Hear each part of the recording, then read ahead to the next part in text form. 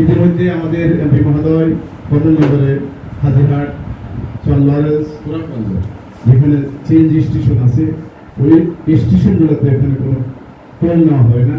যারা এখানে দায়িত্ব পালন করেন আমরা প্রতি মাসে এমপি মহোদয়ের পক্ষ থেকে প্রতি বাজারে 2 জন করে আমরা লোক নিয়োগ দিয়েছি। ওখানে আমরা এমপি মহোদয় আমরা গত পরশু ওখানে আমাদের এমপি মহোদয়ের পক্ষ থেকে আমরা বেতন দিয়েছি।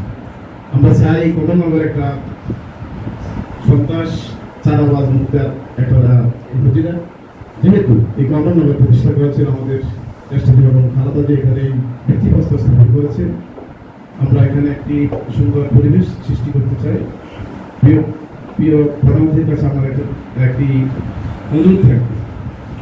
আপনি জানেন বিগত আওয়ামী পাশি সরকার আমাদের এখানে যে সকল কেসিপি এবং ওয়েবের সহজে সকল লাইসেন্স দেওয়া হয়েছে আমরা ইতিমধ্যে দেখেছি। এখানে সাংবাদিক বাইরে আছেন, ডিএসবির লোকজন আছেন, এই ডিসিবির লাইসেন্সগুলো সঠিকভাবে নির্বাচন হচ্ছে না।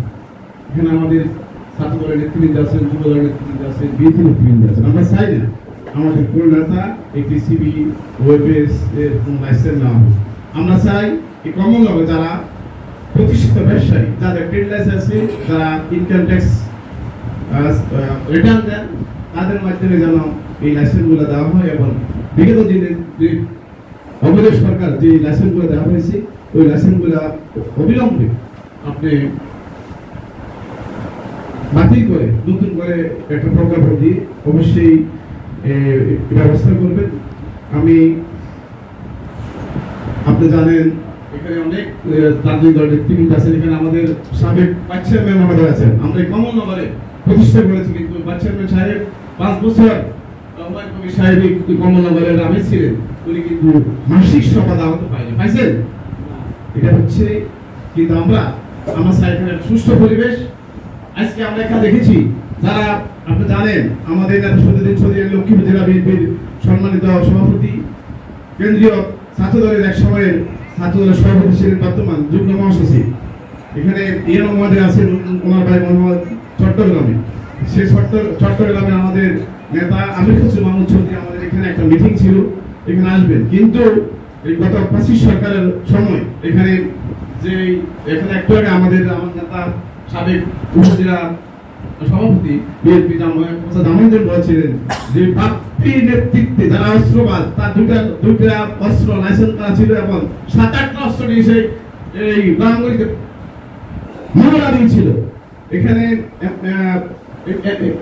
আছেন, কিন্তু 5 আগস্টের পূর্বে সে পালাই গেছে। কিভাবে সে লাইসেন্স গুলো নাকি এখন জমা হয়েছে কিনা আমরা এখনো জানি না। কমলনগরের মানুষ এখনো ভীত অবস্থা আছে। আমরা যারা অতীতে এখানে ডিএসবি এনএসআই ডিপুট আছে, তাদের কাছে অবৈধ অস্ত্র আছে, আমি চাই এখানে সারা কর্মনগরের ওয়ার্ড অফিসার শামীম সাহেব আছেন, ওনার নেতৃত্বে এবং উপজেলা নির্বাহী কর্মকর্তা এবং ওসি সাহেব আছেন, ওনাদের নেতৃত্বে যেন এই অবৈধ অস্ত্রগুলো অবিলম্বে উদ্ধার করা হয় এবং তাদেরকে আইনের আওতায় আনা হয়। আরেকটা কথা আমি বলতে চাই, আমাদের 2017 সালে আমাদের একজন যুব দল নেতা ছিল, ও রিক্সা চালাতো।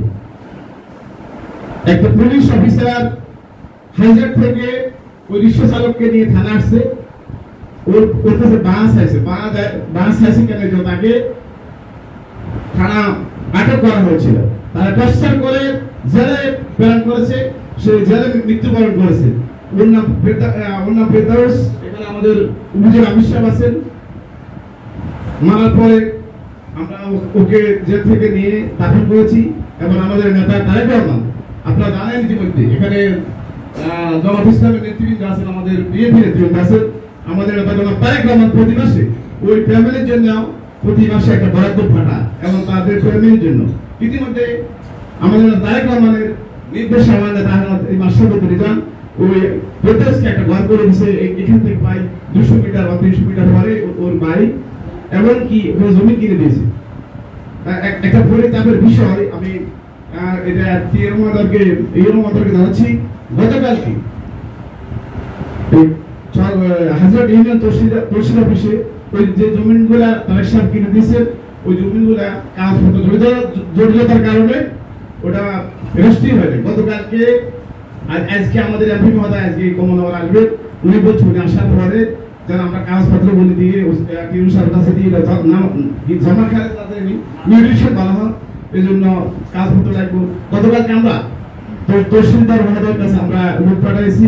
আমি এই কমলনগর যেহেতু সমস্যাকে আমি আর কিছু করতে চাই না, এই কমলনগরের সকল সুস্বাস্থ্য এবং সফলতা কামনা করে এবং জেলা প্রশাসক মহোদয় দীর্ঘায়ু কামনা করে আমি আমার সংক্ষিপ্ত আলোচনা শেষ করছি। খোদা হাফেজ।